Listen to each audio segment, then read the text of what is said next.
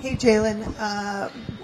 What does it mean to you and your family? I mean, you and your dad, 27 years apart, are going to be the first players to ever play in the NBA Finals for the same team. And did you attend any of those games or remember? Definitely don't remember. It's pretty surreal. I'm not going to lie. It's something I haven't really thought about. But I feel like once the season's over, once the career's over, there'll be times to think about the stuff that we were able to go through together. But it's definitely a cool feeling. Again, same route. From your matchups this year, what have you made about Castle as a defender and how he defends you? He's great. I think his intensity and tenacity is special. He plays with a chip on his shoulder, and he's had that since I've seen him at UConn. And the way he's played over his first couple of years of his career, I mean, he's going to be a great player, great defender, and but he's tough. It's something you have to game plan for, and just be smart. On your left, in the front, Tim. Tim Reynolds with the Associated Press. Jalen, you've played on big stages, obviously, 2 national championships, playing for USA Basketball in Manila. You've never played with a finals logo on the court or behind you or whatever. Do you expect it's going to feel different, and if so, how? Do you think it might feel different?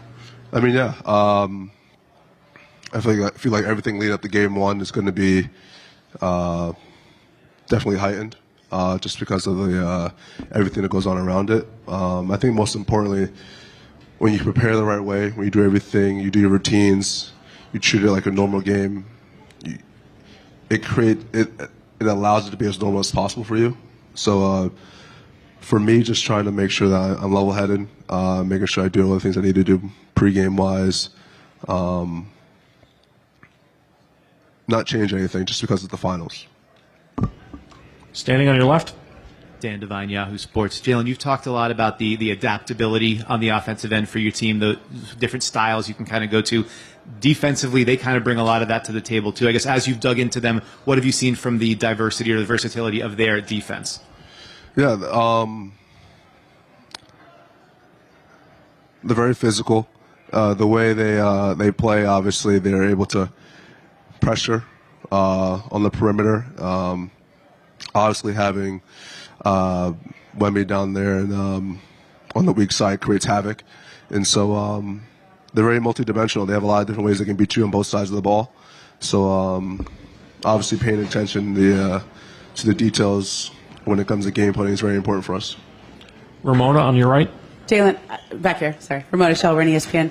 Right now you've obviously established yourself, you've built a career and your name and reputation, but has there ever been a point in your career, your life, where you felt like maybe you had imposter syndrome or you didn't belong or you weren't comfortable in the spotlight or wherever you were?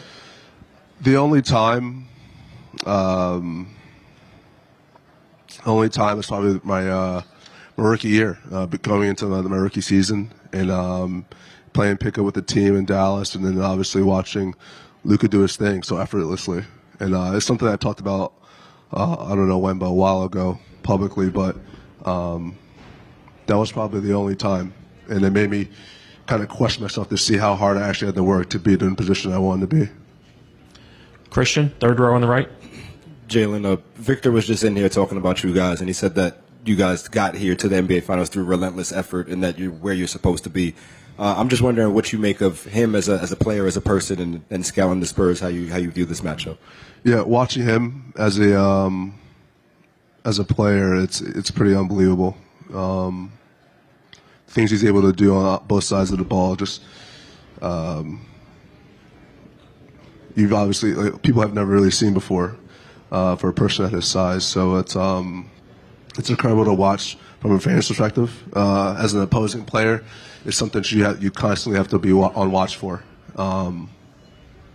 You just never know the things that he's capable of doing, and so that's why game planning and our game plan discipline and our attention to details are so important when it comes to playing, because he's pretty incredible.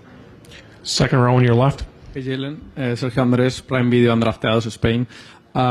First of all, how does it feel to be here in the NBA Finals as a member of the New York Knicks? And also, I wanted to know, how did you guys handle the extra time this past week? It was more family, or maybe you guys get together. Did you get together to see a game maybe of the Western Conference Final? How do you handle it? Well, yes, I'm very excited to be here. Once in a lifetime opportunity that you can't take for granted. How we took the time off, how we spent the time off. A couple of days off, but when we were in the gym, we were focused. We were practicing pretty hard, understanding that not knowing who we were playing yet, we had to prepare for both teams. We didn't want to be behind the eight ball.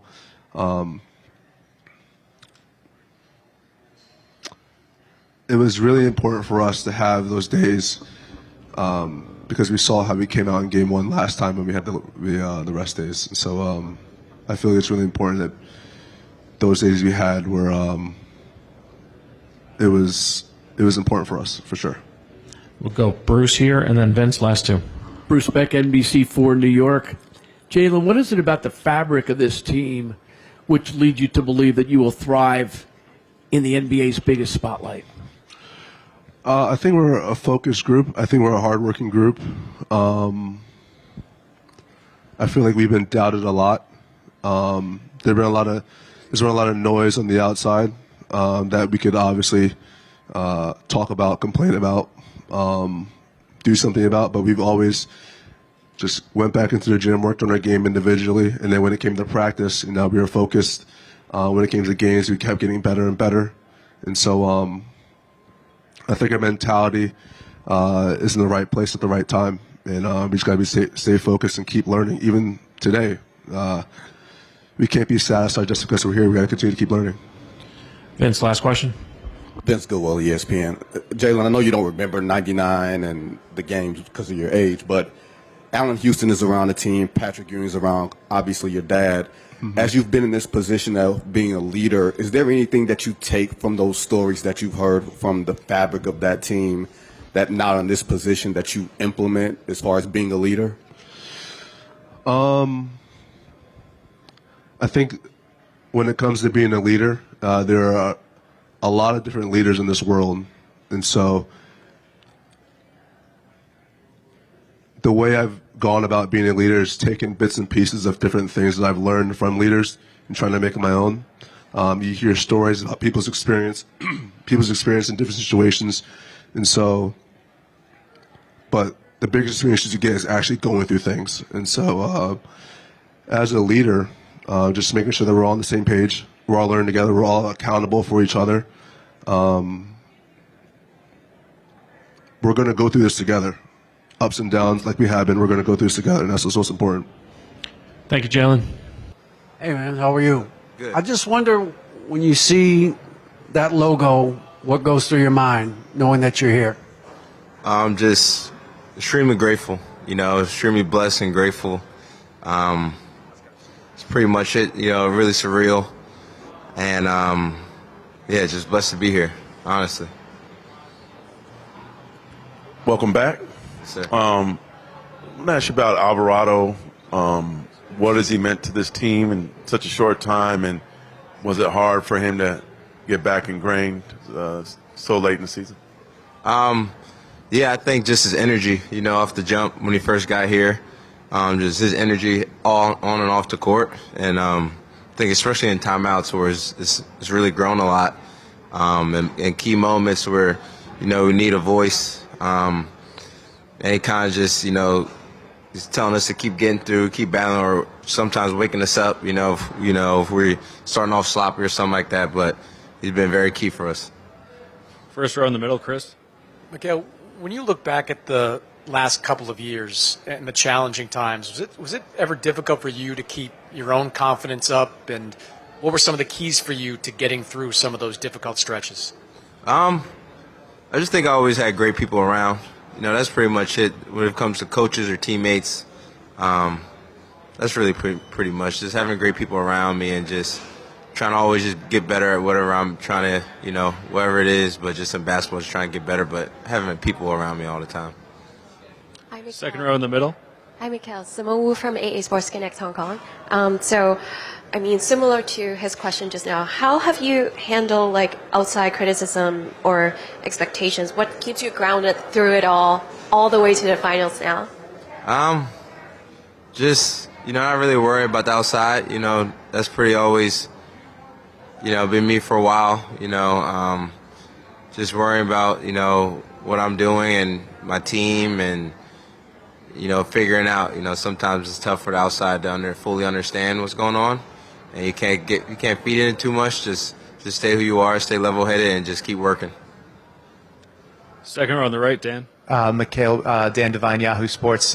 You guys have had a ton of success throughout this playoffs, playing different offensive styles. I know it's something you guys talked about, the adaptability. Was that a challenge to kind of get acclimated to the different things that Mike wanted you to do early in the season? What did that process look like for you? Yeah, I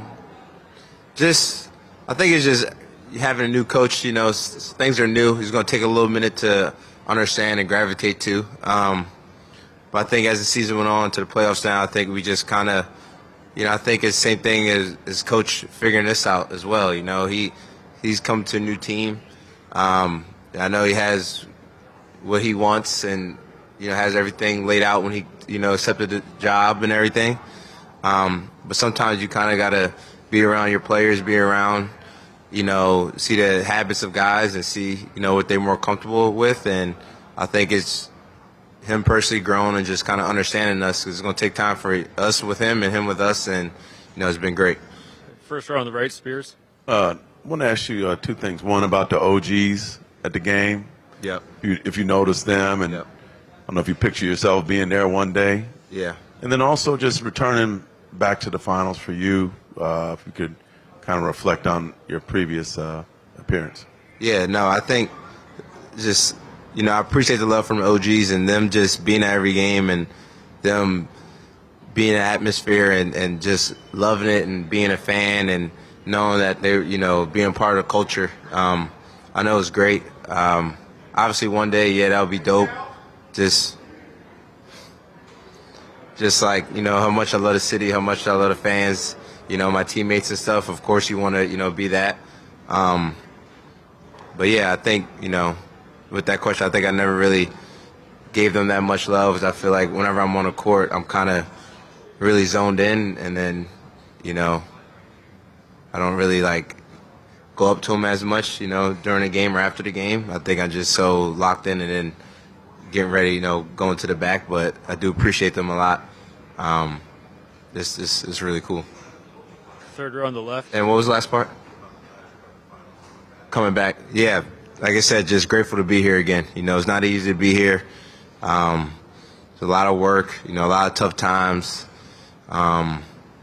It's a blessing. It's tough to get here once, but to be here a second time, just blessed, honestly. Third row on the left. Raul Dominguez, Associated Press. You and the Spurs had such great battles, the NBA Cup final, and then the great game here in San Antonio. I know those games don't mean anything, but are you looking forward to more competitive battles? Seems like you two are pretty well evenly matched. Yeah, I think those games matter. Those regular season games matter. But yeah, really, really well coached team, really talented team. You could tell how together they are, which is very dope.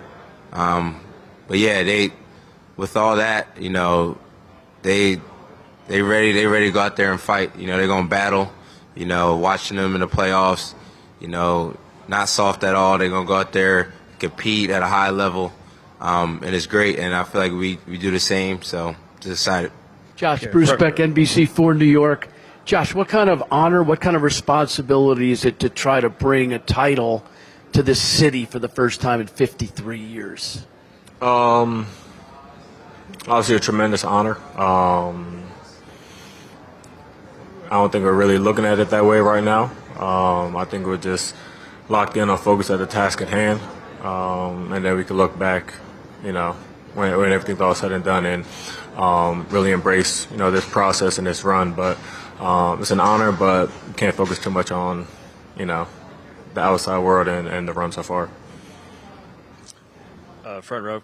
Chris Maddox, Sports Illustrated. Josh, Mikal's had some his ups and downs over the last couple of years. What's impressed you about how he's kind of persevered through them, and how important has he been to this team during this run? I don't think anything that he's doing really impresses me because I've seen him, since he was 17. I've seen him face adversity and adverse situations head on and come out on top. And he's a hell of a player, and he's a winning player, and you need a guy like him to win games. I can't tell you how many games he's won in terms of, making big shots or big plays defensively, blocks, steals, those kind of things. So that's how I know, Kel Love, and I don't think he really cares too much about the outside world and what that guy's saying. Front row all the way to the right, Christian. Josh, Christian Winfield, New York Daily News. Wemby being 7'4" and his skill set, just how do you prepare for that type of player who can impact the game in so many different ways?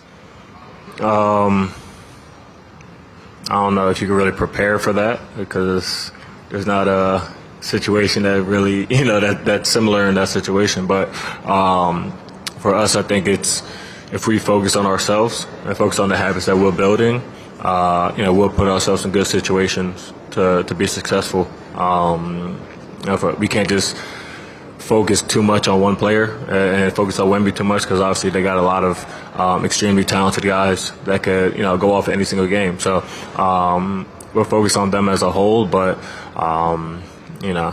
he's a interesting guy to game plan for. Fourth row in the middle, Vinny. Josh, Vince Goel, ESPN. Last year you led the league in minutes, and that was under a different coach. And earlier this season, there were games where you sat in the fourth quarter, your minutes were down, all under the, bigger picture of developing the bench.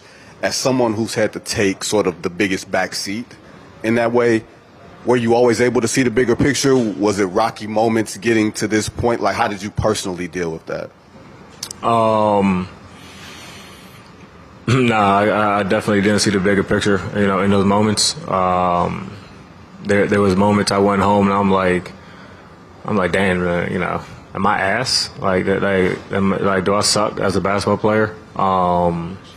There's a lot of those moments. Whenever your minutes go down or you get benched, you have those that thought process. But for me, it was like, okay, how can I build off of it? How can I improve as a player to not put myself in that situation? And now I'm cool with it. Sometimes, there was game one I got benched, and Lane was out there hooping, and I was happy about it. And but that took a little bit of time and self-reflection to get to that point. Second row to the left, Steve. Hey, Josh, Steve Popper, Newsday. You've been on big stages, obviously, all through your college and pro career. But when you get this close to what is, the biggest team goal, do you see anything different in whether it's yourself or the team, the way they approach, the focus to detail? I think the attention to detail and approach is really the same. Because I think we truly believe we've been building, championship habits since, October. And when you truly believe that, nothing changes. Everything is the same, and you really double down on those habits. So nothing's changed for us. Obviously, there's, this is like a zoo going on right now with all the media and all this stuff. But I think we'll just focus on the task at hand and ready to get started for game one. First row on the right, DA. David Aldridge, The Athletic. Josh, I know you've been in that fishbowl in New York for a minute now, and so I'm sure very little surprises you anymore. I do wonder, though, if you are at a game, home game, is there any part of you that looks around still and goes, that's Fat Joe over there, or that's Timothy Chalamet over there. That's cool that they're rooting for us. Or is that just kind of part of the noise in the fabric of being in the Garden?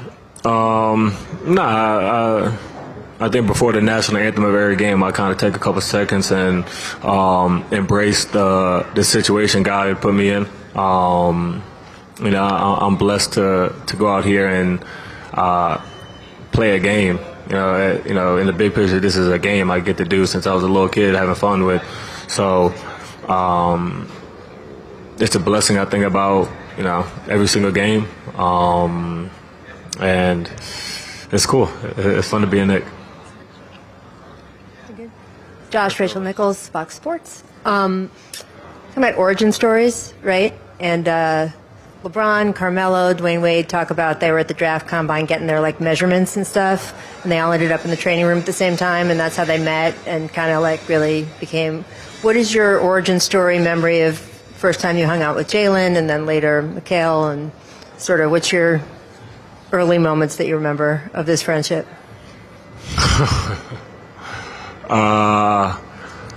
I hated Jalen. I thought he was one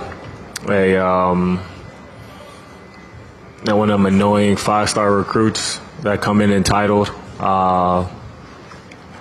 Unfortunately, he was the opposite, and we sparked a friendship, and we're still friends to this day. But we still keep in touch. But that's what my thought process was. I hated him to start. Hated him during his visit. Probably the beginning of his freshman year. Hated him. Kel was the same way. I hated him too. He came in. We obviously played, similar positions, especially in college, and he was weaker, more frail than I was. So he would grab me, and I hated it. So obviously love those guys now, but yeah, I didn't really. Was there a road trip? Nah. I think I lived with Jalen his sophomore year. I think it was his sophomore year, and we just happened to become close just with that situation. He was still extremely annoying, but I got to be able to tolerate the annoyingness a little bit more because I had to deal with it every single day.